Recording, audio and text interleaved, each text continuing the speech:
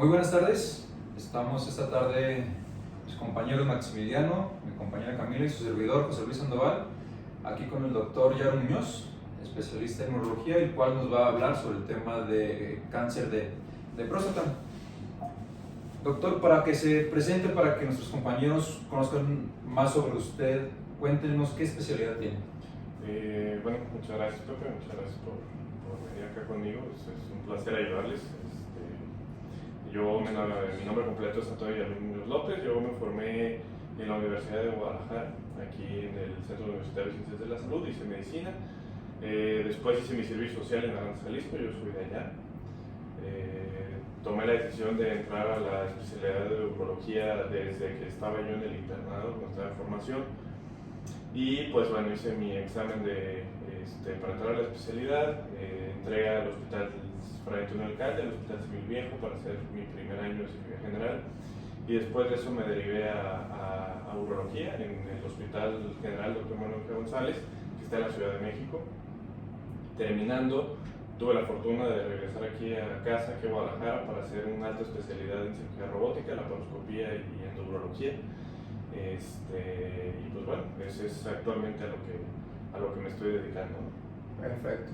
Una pregunta, doctor, ¿por qué entre tantas carreras, por qué eligió urología?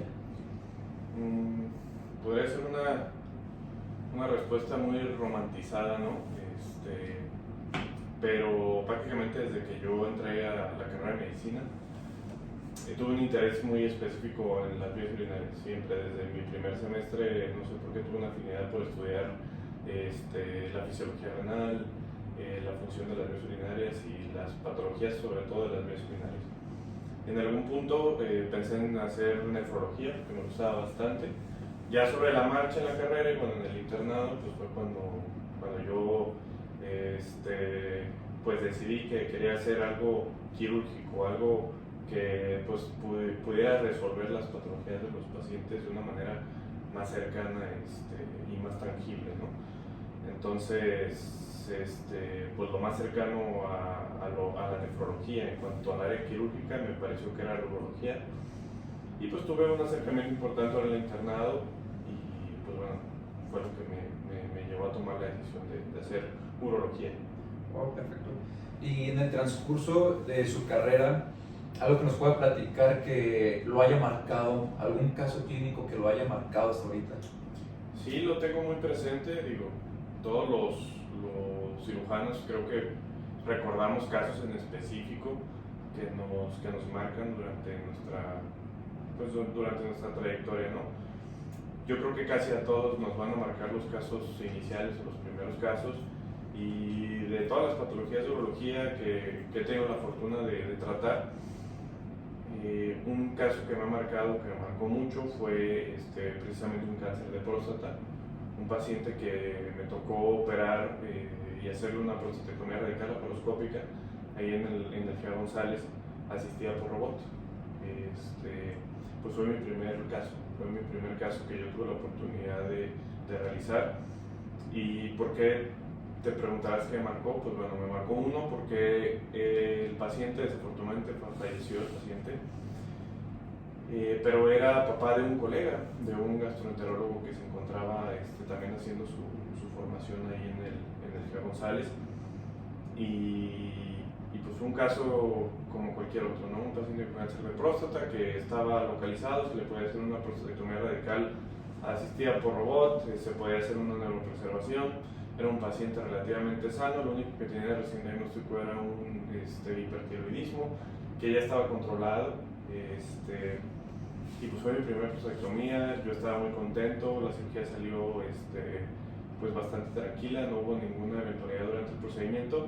Desafortunadamente, al final de la cirugía, cuando se estaba extubando el paciente, al parecer, porque no se nos permitió hacerle una autopsia al paciente por preferencia de los familiares, hizo una tromboembolia pulmonar masiva y el paciente cayó en paro en ese momento y falleció. Entonces, pues fue un impacto muy, muy importante para mí, porque yo estaba muy contento porque era mi primer caso.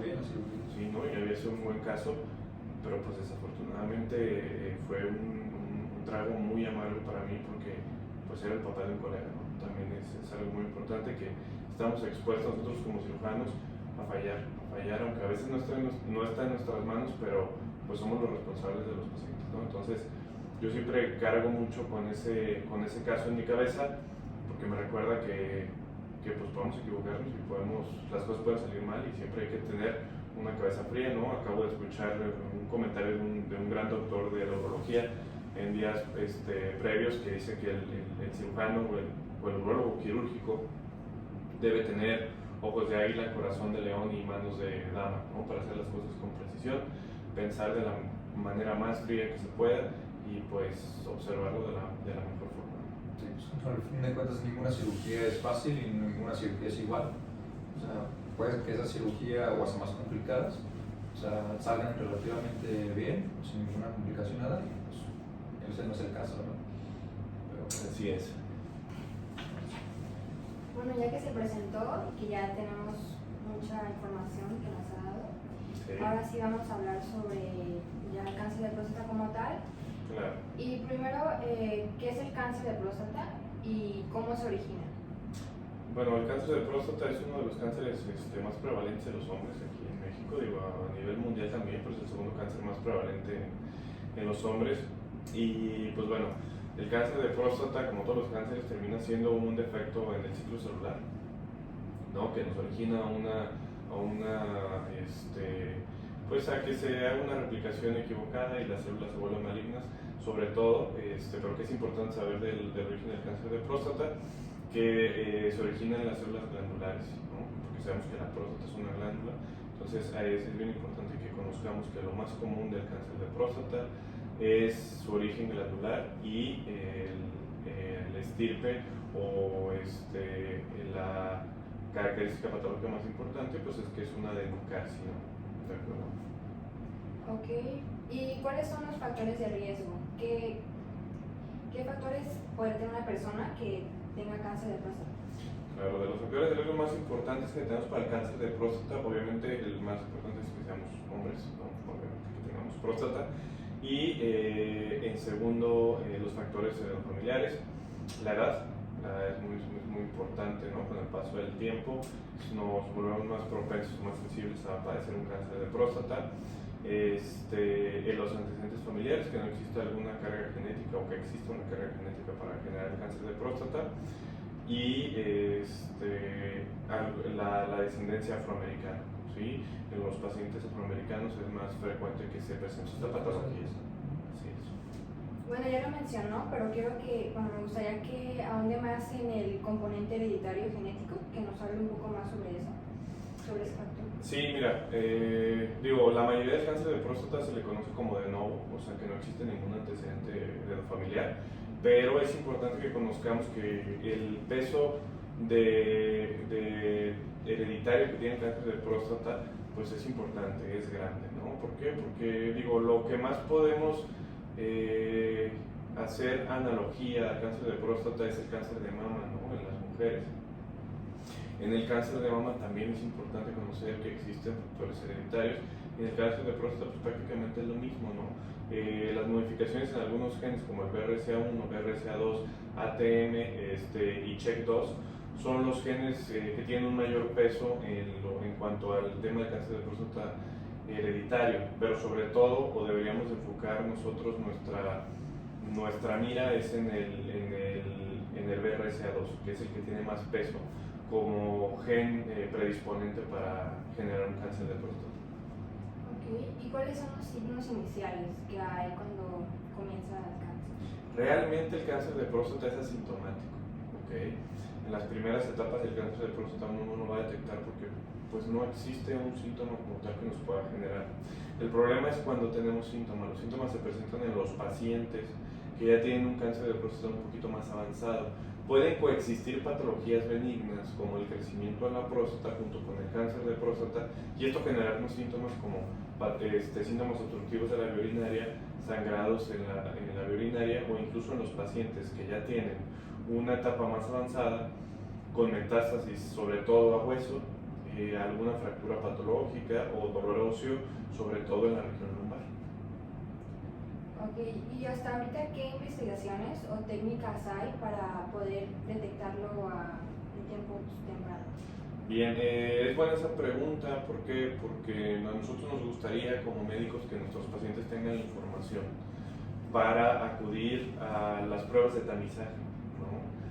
Las pruebas de tamizaje nos ayudan a detectar una patología cuando no tiene síntomas, ¿no? Es tomar una población y hacer pruebas aleatorias para ver qué pacientes pueden tener o no un cáncer de próstata. ¿Qué pruebas tenemos nosotros a la mano que todos los médicos generales deben de conocer, tanto pues desde estudiantes hasta que ya están en su práctica?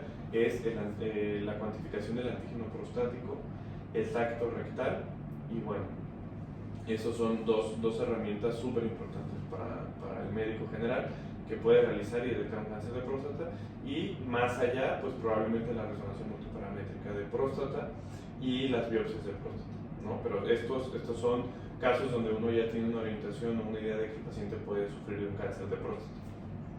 Acerca de estos, ¿podría explicarnos más sobre estos exámenes, como un poquito más, los más importantes? Bien, el antígeno prostático es una proteína que produce la próstata, pues que nos ayuda a detectar el cáncer de próstata.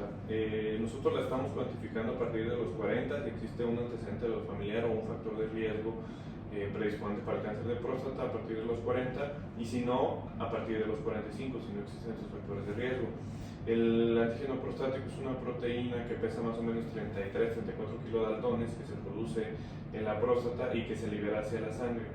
Nosotros la cuantificamos para evaluar qué paciente está en riesgo o no de presentar un cáncer de próstata, y a partir de ahí tomar la decisión de si realizar una biopsia o no realizar una biopsia, y si es necesario realizar una resonancia multiparamétrica de próstata. Y también muy importante, que a lo mejor actualmente tienen sus dudas algunos pacientes, el tacto rectal. El tacto rectal sí es una herramienta muy importante para el urólogo para hacer la detección temprana de un cáncer de próstata. Ok, sobre este antígeno, ya no sé cómo se interpretó.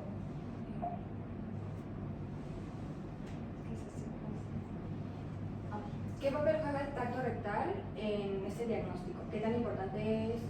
El tacto rectal sigue siendo importante. Digo, hay literatura que menciona que el tacto rectal se puede omitir, ¿no?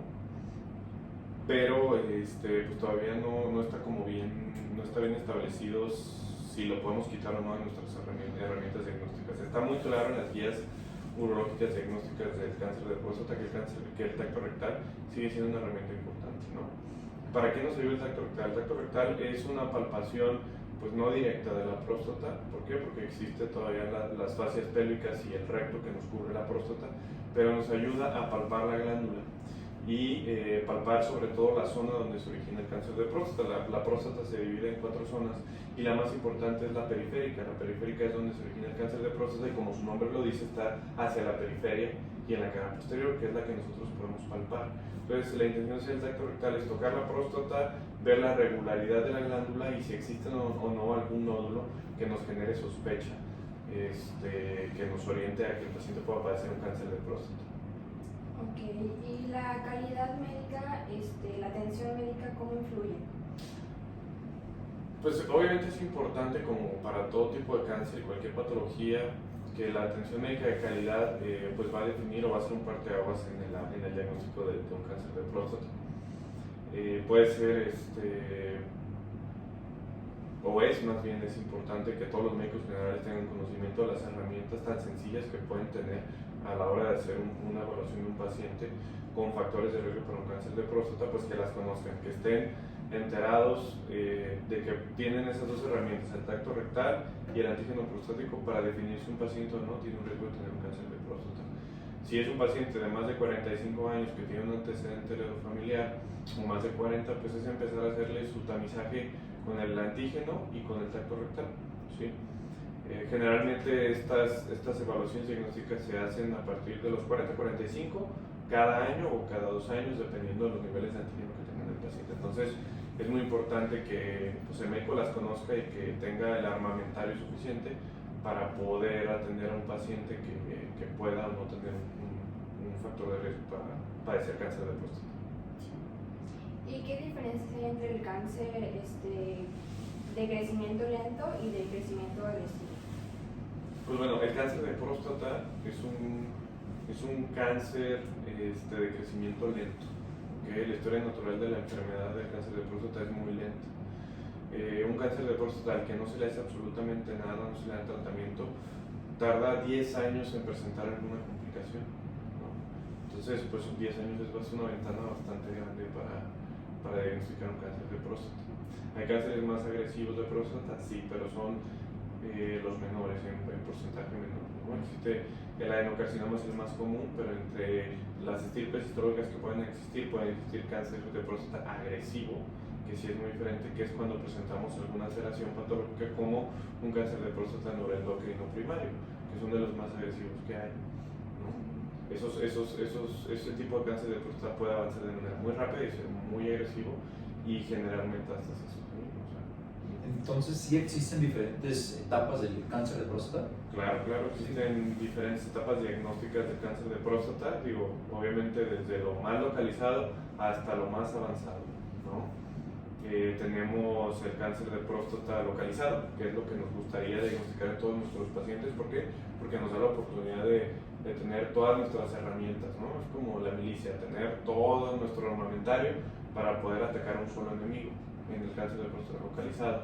Si el cáncer de próstata va avanzando, pues las opciones se van reduciendo, nuestro armamentario se va reduciendo para atacar el cáncer de próstata. Tenemos el cáncer de próstata localizado, el localmente avanzado, el metastásico, y dentro del metastásico tenemos el metastásico sensible a la castración y el metastásico resistente a la castración. O sea, son las etapas más importantes que conforme van avanzando, pues vuelven más complicado hacer un tratamiento de cáncer. ¿Y cuáles son las opciones más principales para el tratamiento del cáncer de próstata? Para el cáncer de próstata tenemos muchas opciones de tratamiento, afortunadamente. La tendencia actualmente es que el cáncer de próstata se cronifique, ¿no? La industria farmacéutica, lamentablemente, pues es la que lleva la batuta en el tema de investigación del cáncer de próstata y de cualquier otro tipo de cáncer, ¿no? Entonces, la tendencia es que el cáncer de próstata se cronifique, por lo tanto nos da muchas opciones de tratamiento. En los pacientes con cáncer de próstata localizado, pues nos gustaría curar a los pacientes en la mayoría de los casos, y pues todos los pacientes les gustaría ser curados, pero pues tenemos principalmente la cirugía. La cirugía es el tratamiento curativo más importante que tenemos. Tenemos la radioterapia, que también puede ser curativa, tenemos la hormonoterapia, la quimioterapia y también tenemos la inmunoterapia. ¿Cuáles son los beneficios y riesgos también que hay entre cirugía contra una radioterapia? Bueno, es importante que sepamos que tanto la cirugía como la radioterapia no son inocuos, ¿no? A lo mejor los pacientes o incluso algunos médicos pensamos durante nuestra formación que la radioterapia, como no es una cirugía, pues presenta menor morbilidad o menor riesgo de complicaciones, pero no. Tanto la cirugía como la radioterapia tienen sus indicaciones muy específicas dependiendo del caso, pero las dos pueden ser curativas, sin embargo las dos pueden tener sus complicaciones, ¿no? La cirugía puede tener tanto como incontinencia, como disfunción eréctil o disfunción sexual, y la radioterapia también. Y la radioterapia nos puede dar incluso otras complicaciones fuera del órgano que también pueden mermar la calidad de vida de los pacientes. Entonces, estas dos grandes pues, opciones que tenemos de tratamiento son buenas. En la cirugía probablemente todos los urólogos la vamos a defender porque pues, es donde nosotros participamos a fondo, ¿no? En el área quirúrgica, pero sin duda por las dos pueden ser dos opciones de tratamiento buenas. Perfecto. Y también, o sea, una pregunta es, ¿se puede tratar también con terapia hormonal el cáncer de próstata? Sí, generalmente el cáncer de próstata tiene pues, la oportunidad de tratarse con la terapia hormonal, con las terapias pues antiandrógenas, ¿no? Sabemos que el cáncer de próstata tiene pues un alimento que es la testosterona, y la idea es bloquear los receptores de testosterona para que este cáncer se limite, ¿no? Los pacientes en los que vamos a cirugía, pues lo ideal es no dar una hormonoterapia, simplemente hacer la cirugía y mantener en vigilancia a nuestros pacientes. Pero pues si son pacientes de alto riesgo, de muy alto riesgo, que necesitan radioterapia, incluso la cirugía, pues hay que mantener a lo mejor un bloqueo hormonal durante unos 6 meses, un año o hasta 2 años, dependiendo de la etapa en la que diagnostiquemos a nuestro paciente. Y es ahí donde se le da la hormonoterapia, así es.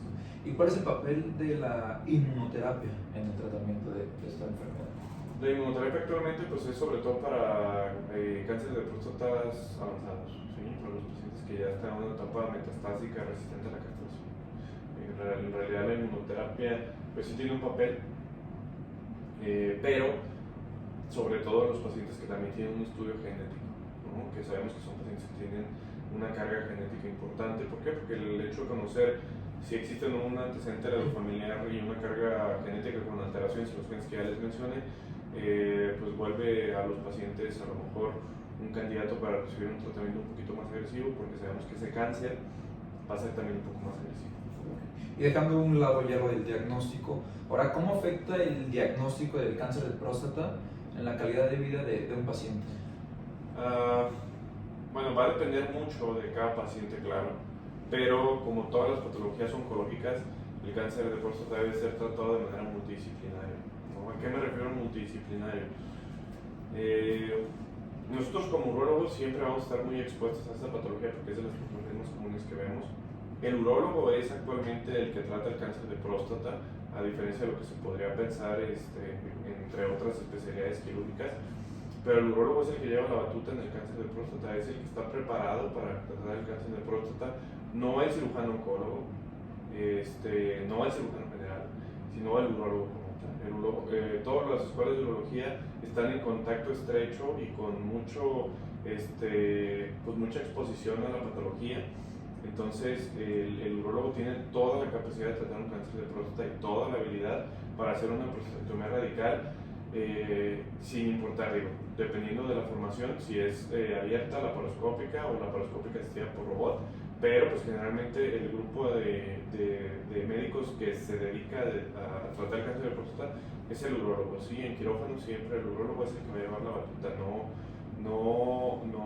no podemos confundir esta parte. ¿Por qué? Porque a lo mejor algunos pensarían que el cirujano oncólogo es el que puede tratar el cáncer de próstata. Bueno, de que puede, pero el cirujano oncólogo tiene otros cánceres por qué preocuparse, ¿no? La realidad es que en Latinoamérica la formación quirúrgica pues presenta esta especialidad de cirugía oncológica, pero en los países del primer mundo, sobre todo en Estados Unidos, pues la realidad es que cada especialidad, como ginecología ve su parte oncológica, urología ve su parte oncológica, cirugía de tórax ve su parte oncológica, ¿no? Cirugía general pues también tiene su parte oncológica, pero sobre todo intestinal y de las vías biliares, ¿no? Y con urología pasa lo mismo. Urología también tiene una alta especialidad para hacer urología oncológica precisamente. Entonces, pues que quede claro que sí, el urólogo es el que lleva la batuta en el tratamiento, pero también debe de apoyarse otras especialidades como nutrición, oncología médica y psicología. Psicología es muy importante. ¿Por qué? Porque los pacientes sí pueden presentar pues alguna afectación por el diagnóstico. El diagnóstico de cáncer en todos, independientemente del tipo de cáncer, va a tener un impacto. Entonces sí es importante que todo paciente reciba tratamiento psicológico para que podamos tratar en todos los aspectos el cáncer sin que el paciente sufra una afectación tan grande de su calidad de vida. Y hablando del tratamiento de una prostatectomía radical laparoscópica, ¿cuál es el seguimiento recomendado después del tratamiento? Generalmente a los pacientes que sometemos a una cirugía, lo más importante es que a las 4 o 6 semanas de que se hace la cirugía se haga un seguimiento con un antígeno prostático. El antígeno prostático es la molécula, la proteína que nosotros nos va a decir si nuestro cáncer está curado, si está controlado, si hay alguna recurrencia o si hay una persistencia de la enfermedad. ¿Y cuáles serían las complicaciones o los efectos secundarios más comunes del tratamiento? Lo que te comentaba, sea radioterapia, sea tratamiento quirúrgico, pues lo más importante, e incluso la terapia hormonal, saber que los pacientes en terapia hormonal pues van a sufrir efectos secundarios del medicamento, ¿no? Van a disminuir los niveles de testosterona y pueden presentar los famosos bochornos, ¿no? ¿Por qué? Porque se disminuyen las hormonas, disminución de la libido. En el caso de los pacientes que se someten a un procedimiento quirúrgico, la disfunción eréctil, que es muy importante para todos los pacientes, y la incontinencia son los dos efectos secundarios más comunes que se pueden presentar en los pacientes. Y digo, hay diferentes técnicas que nos pueden ayudar a preservar la función sexual, y la continencia, pero todos los pacientes deben estar conscientes de que vamos a afectar estas dos funciones en algún porcentaje, ya sea en un 1 hasta en un 100%. Hace un momento hizo un comentario que decía que entraba la nutrición referente al tratamiento. ¿Cómo puede influir la dieta y el estilo de vida de la prevención del manejo del cáncer de próstata? El estilo de vida es importante, como todos los cánceres que se pueden generar en el cuerpo humano, pues sí, existen factores de riesgo, ¿no? La nutrición es importante, disminuir el consumo de grasas en nuestro día a día, bajar de peso es importante, mantener un índice de masa corporal en niveles normales por abajo de 25, bueno, de preferencia bajo de 30, pero mantenerlo por abajo de 25. Disminuir el tabaquismo o prácticamente eliminarlo, ¿no? Porque a pesar de que el tabaquismo pues, es famoso porque puede generar alguna patología pulmonar, pues también existen cánceres de la vía urinaria que pueden promoverse con el tabaquismo, entonces también quitar ese tipo de factores de riesgo de la dieta y de los hábitos. ¿Y qué recomendaciones pueden dar a los hombres entre 50 y 70 años para la detección temprana del cáncer de próstata? Pues la recomendación para todos los pacientes es la misma. A partir de los 40 años, si tú tienes un familiar con antecedente de cáncer de próstata o un familiar directo como tu papá o algún tío o algún hermano, acudir con tu médico general para que te hagan una detección temprana a partir de los 40 años con un antígeno prostático y un tacto rectal. Y si no tienes algún tipo de antecedente, pues a partir de los 45 años empezar tu detección temprana o tus pruebas de tamizaje. ¿Y qué importancia tienen los exámenes de imagen en el diagnóstico y tratamiento de? Los estudios de imagen son una herramienta que nos va a ayudar a todos los urólogos para hacer el diagnóstico. Digo, no son indispensables, pero sí son necesarios. ¿Okay? Tenemos la resonancia multiparamétrica de próstata que nos va a ayudar a hacer la detección en los pacientes que tengamos una elevación del antígeno prostático que no esté por arriba de 10, a lo mejor que se encuentre en lo que llamamos nosotros la zona gris, entre 4 y 10, para definir con este estudio si existe alguna lesión sospechosa de cáncer y con eso nosotros realizar una biopsia. Una vez que nosotros diagnosticamos un cáncer de próstata, necesitamos hacer estudios de imagen en los pacientes que tengan un alto riesgo o muy alto riesgo de hacer una metástasis, ¿no? Nosotros clasificamos a los pacientes de muy bajo riesgo, riesgo intermedio, alto riesgo y muy alto riesgo. ¿Riesgo de qué? De que avancen, de que hagan una metástasis. Entonces, una vez que diagnosticamos los pacientes de alto y muy alto riesgo, podemos hacer algo que se llama gamografía ósea para ver si existe actividad tumoral fuera de la próstata, sobre todo en el esqueleto, o estudios como la tomografía tipo PET con PET-PSMA, ¿no? Es los estudios que más nos van a ayudar a hacer un diagnóstico. Entonces, ¿cuál es el rango intermedio normal de un antígeno prostático? Lo normal de antígeno prostático en las guías europeas, en la literatura europea, en la población europea es que esté por abajo de 3, en la literatura americana es que esté por abajo de 4 y aquí en México nos seguimos manteniendo como los americanos, ¿no? Que esté por abajo de 4.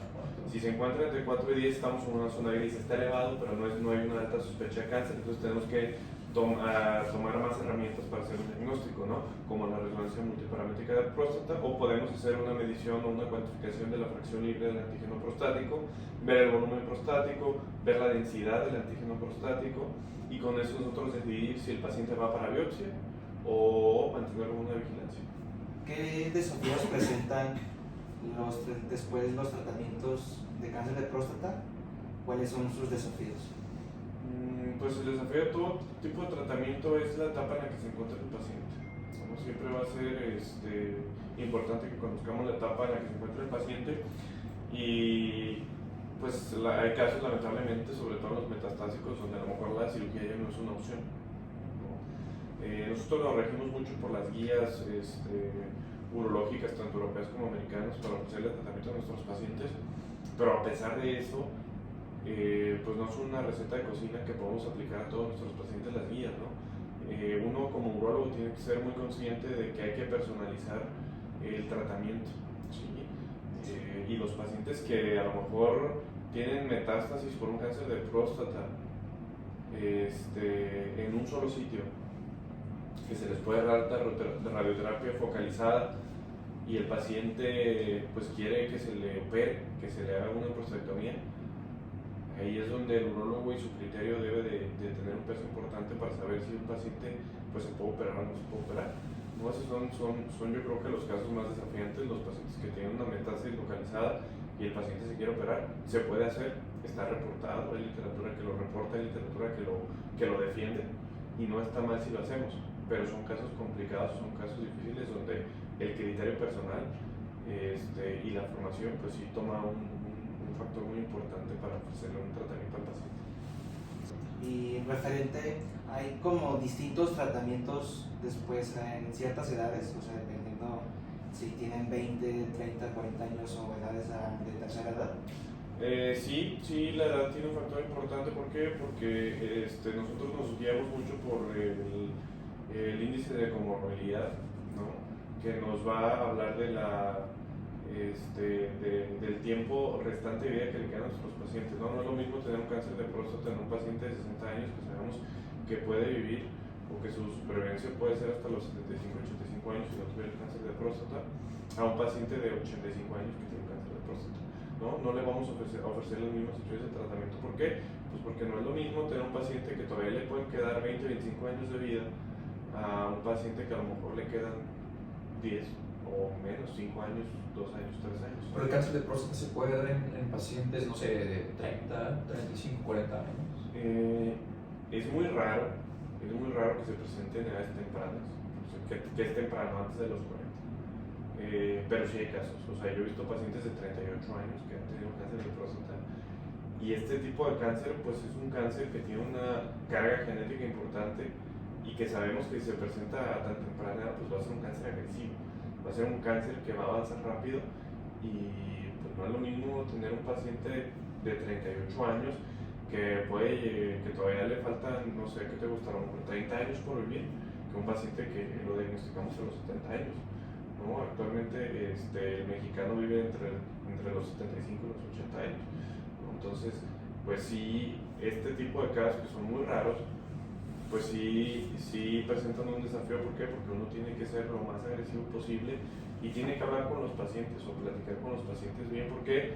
Porque el darle un tratamiento va a significar modificar su calidad de vida, ¿no?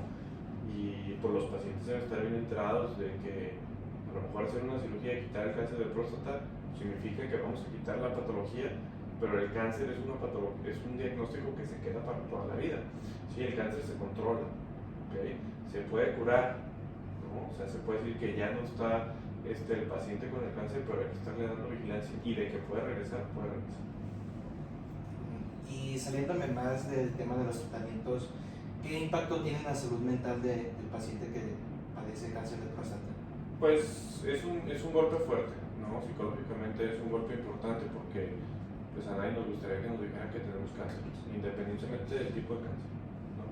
Entonces sí puede llegar a tener un impacto anímico importante. Entonces es lo que les comentaba, el manejo multidisciplinario con psicología, psiquiatría nos va a ayudar a que el paciente pues acepte más el diagnóstico y eso nos ayuda a nosotros a dar un tratamiento que también nos va a ayudar mucho en la evolución, ¿no? Anecdóticamente podríamos decir todos los médicos que los pacientes con una actitud más positiva pues les va mejor, ¿no? Eso es algo que la mayoría de los cirujanos podremos decir anecdóticamente, no podemos fijarlo o sostenerlo con a lo mejor una literatura, pero es algo anecdótico que yo creo que la mayoría de cirujanos vamos a comentar. Sí. Y sobre el tema terapéutico y farmacológico, ¿cómo se manejaría? En cuanto a farmacología, pues tenemos el bloque hormonal, ¿no? Que es el factor o el medicamento, los bloqueadores, los antiandrógenos son los más importantes en el manejo del cáncer de próstata. Existen de primera generación, segunda generación y tercera generación, que son los superantiandrógenos, que actúan específicamente en la célula, en el mecanismo celular, para evitar que se formen los receptores y por lo tanto de testosterona, y por lo tanto que la testosterona no sea un alimento para que el cáncer crezca. Farmacología también tenemos en cuanto a la quimioterapia, que es sobre todo para los pacientes con cáncer metastásico resistente a la castración. Realmente la quimioterapia se trata de dejar como de última opción, qué? Porque pues, es lo más fuerte que podemos tener, ¿no? Y la inmunoterapia también es un factor importante, sobre todo para los pacientes que tienen a lo mejor una alteración genética. También le quería preguntar, ¿qué estrategias de educación se implementan para el conocimiento de esta enfermedad?